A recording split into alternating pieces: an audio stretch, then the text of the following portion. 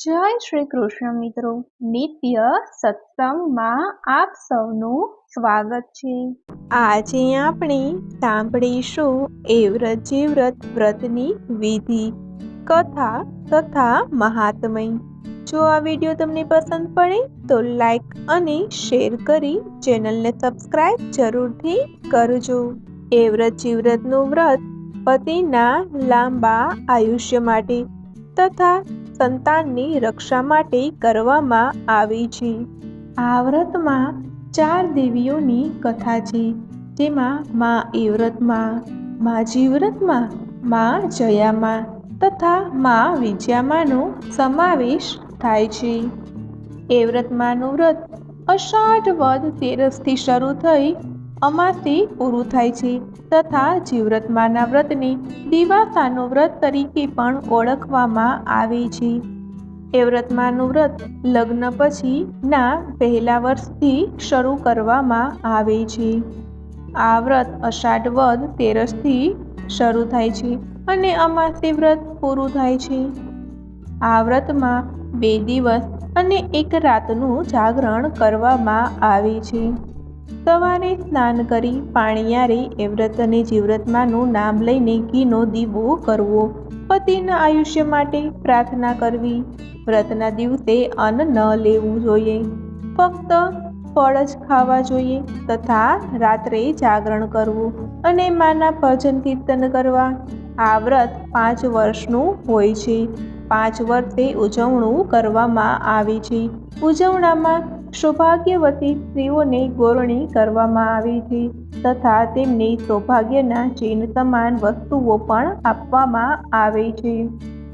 આ વ્રત કરવાથી એવ્રતજી વ્રતમાં પ્રસન્ન થાય છે અને શ્રદ્ધાથી વ્રત કરનારની મનોકામનાઓ પૂર્ણ કરે છે। એવ્રતમાંના વ્રતમાં મંદિરે જઈ ષોડોપચાર પૂજા કરવામાં આવે છે તથા આ વ્રતમાં ઝવેરાની પૂજા પણ કરવામાં આવે છે, કેમ કે ઝવેરા એ માતા પાર્વતીજીનું જ સ્વરૂપ છે। અને જીવ્રતમાંનું વ્રત દિવાસો તરીકે પણ ઓળખવામાં આવે છે। જીવ્રતમાંનું વ્રત સંતાનની રક્ષા માટે કરવામાં આવે છે। આ વ્રત 1 જ દિવસનું હોય છે તથા આખી રાત જાગરણ કરવું જોઈએ। જો આખી રાત જાગરણ ન થઈ શકે તો રાતના 12 વાગ્યા સુધી જાગવું જોઈએ, માના ભજન કીર્તન કરવા જોઈએ। તો આ હતી આ વ્રતની વિધિ। હવે આપણે આ વ્રતની કથા સાંભળીએ। ભક્તિપુર ગામમાં ધર્મદાસ નામે એક ધનિક બ્રાહ્મણ રહેતો હતો। તેની પત્નીનું નામ જ્ઞાનવતી હતું। તેને ત્યાગરાજ નામે એક પુત્ર હતો। એક પ્રખર જ્યોતિષે આ પુત્રનું એવું ભવિષ્ય ભાખેલ કે જ્યાં સુધી ત્યાગરાજ કુંવારો રહેશે ત્યાં સુધી જીવશે અને પરણશે તો મોતને વરશે। આથી ધર્મદાસ અને જ્ઞાનવતીને ઘણી ચિંતા થયેલી, પણ ભાગ્યમાં હશે એમ થશે એમ વિચારીને આ વાત ભૂલી ગયા। ત્યાગરાજ ઘણો તેજસ્વી હતો। એ યુવાન થયો ત્યારે વૈરાગ્યનગરમાં તેની સગાઈ થઈ। થોડા સમયે એના લગ્ન થયા। એની પત્નીનું નામ શ્રદ્ધા હતું। લગ્ન કરીને જાન પાછી ફરતી હતી ત્યાં તો બારે મેઘ ગાંડા તૂર થઈને તૂટી પડ્યા। જાનૈયા જીવ બચાવવા આડા અવળા થઈ ગયા। ત્યાગરાજ તેની પત્નીનો હાથ ઝાલીને કેડ કેડ તમાણા પાણી વીંધતો તેને એક મંદિરમાં લઈ ગયો। પડશાળમાં પગ મૂકતા જ એક સાપે ત્યાગરાજને દંશ દેતા તે તત્કાળ મરણને ચરણ થયો। શ્રદ્ધા પતિના શબનું માથું ઘોડામાં લઈ કારમો વિલાપ કરવા લાગી। મંદિરમાં પાણી ભરાતું જોઈ બારણા બંધ કરી દીધા। આ મંદિર એવ્રતમાં, જીવ્રતમાં, જયામાં અને વિજયામાંનું હતું। ચારેય દેવીઓ પૃથ્વી પર ફરવા નીકળી હતી। મધરાતે એવ્રતમાં આવ્યા। બારણા બંધ જોઈ સાદ દીધો, મારા મંદિરમાં હોય એ બહાર આવે, નહીંતર શ્રાપ દઉં છું। શ્રદ્ધાએ પતિનું મસ્તક નીચે મૂકી બારણા ખોલ્યા। બારણા ખોલતા જ એની આંખો અંજાઈ ગઈ। તરત એ માના પગમાં ઢળી પડી અને બોલી, દયા કરો માં, દયા કરો। એવ્રતમાં એ મંદિરની અંદર કોઈ પુરુષને સૂતેલો દીઠો। તરત જ એ બોલ્યા, હે અબળા, હું એવ્રતમાં છું, તું કોણ છે અને આ પુરુષ કોણ છે? મારું નામ શ્રદ્ધા છે માં, આજે જ પરણીને આજે જ વિધવા થઈ છું.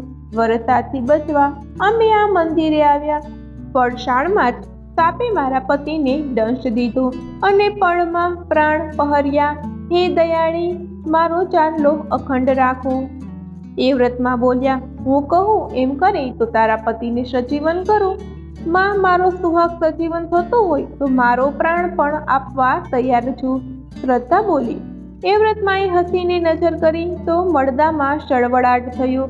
ત્યાગરાજે પડખું ફેરવ્યું પણ ત્યાં તો એ વ્રતમાં અંતર્ધ્યાન થઈ ગયા. શ્રદ્ધા ફરી બારણા બંધ કરીને વિલાપ કરવા લાગી. મધરાત પર એક ઘડી વીતી ત્યાં તો જીવ્રતમાં આવ્યા. બારણા બંધ જોઈને ક્રોધ કરતા બોલ્યા, કોણ છે મારા સ્થાનકમાં? બારણા ખોલ, નહીતર બાળીને ભસ્મ કરું છું.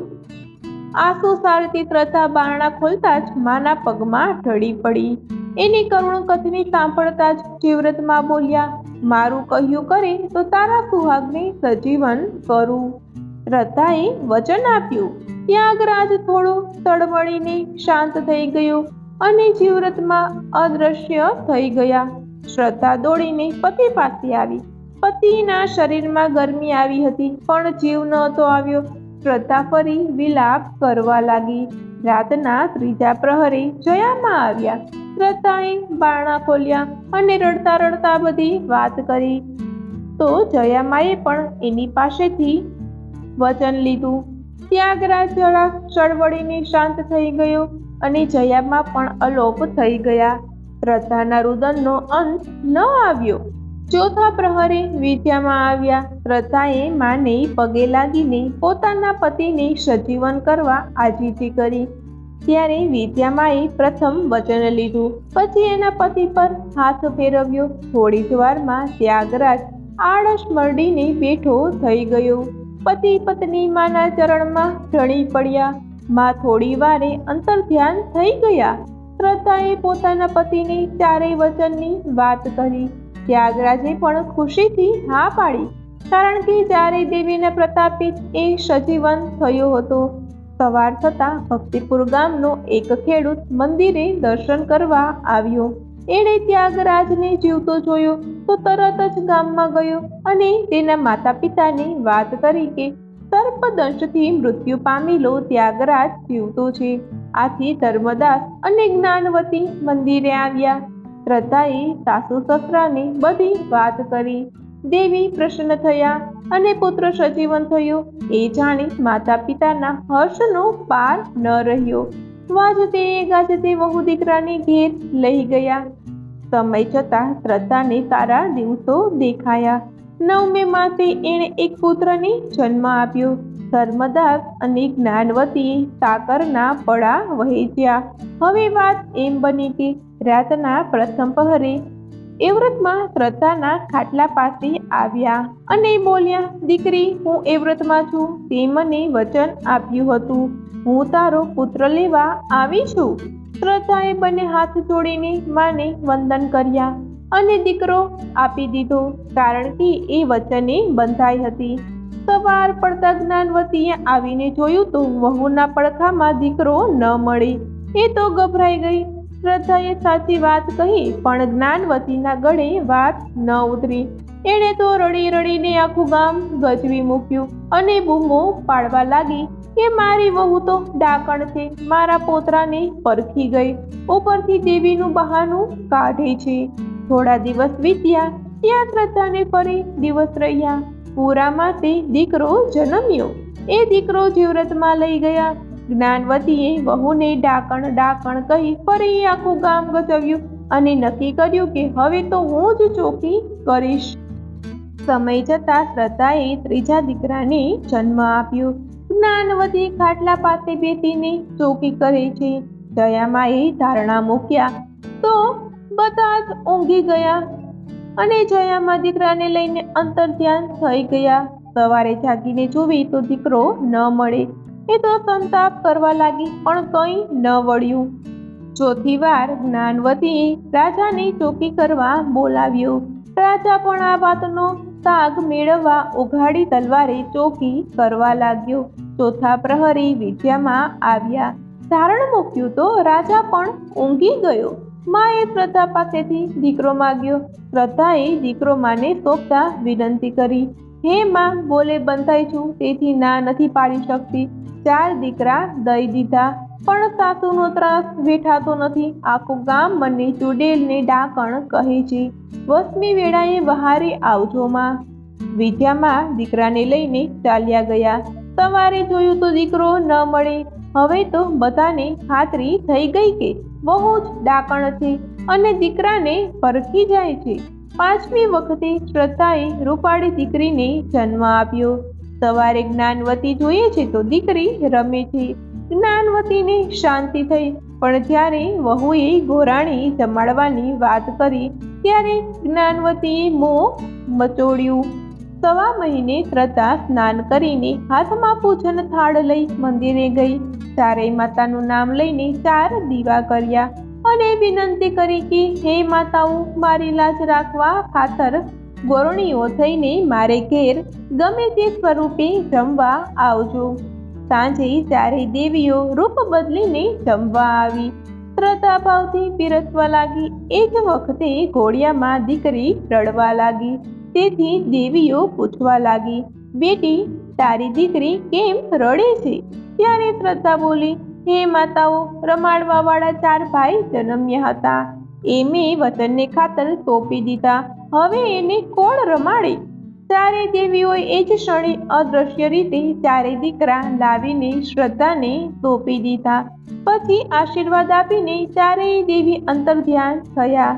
શ્રદ્ધા દોડીને સાસુને બોલાવી લાવી. ત્યારે એ છોકરાને જોતા જ્ઞાનવતીના આંખમાં હર્ષના આંસુ આવી ગયા અને શ્રદ્ધા તરફ એનો અહોભાવ વધી ગયો. સાસુએ રડતા રડતા વહુની ક્ષમા માંગી. આ વાતની ગામમાં ખબર પડતા જ સૌ શ્રદ્ધાની વાહવાહ કરવા લાગ્યા. ઘેર ઘેર 4 દેવીના ગુણગાન ગવાવા લાગ્યા અને સઘળી સ્ત્રીઓ એ વ્રત કરવા લાગી. આ 4 દેવીઓ જેવી શ્રદ્ધાને ફળી તેવી સૌને ફળજો. જય માં એ વ્રતમાં, જય માં વિદ્યામાં, જય માં જીવ્રતમાં, જય માં જયામાં. તો મિત્રો, આ હતી એ જીવ્રત વ્રતની કથા, વિધિ તથા મહાત્મય. જો આ માહિતી તમને પસંદ પડી હોય તો વિડીયોને લાઈક અને શેર કરી ચેનલને સબસ્ક્રાઈબ જરૂરથી કરજો. જય શ્રી કૃષ્ણ.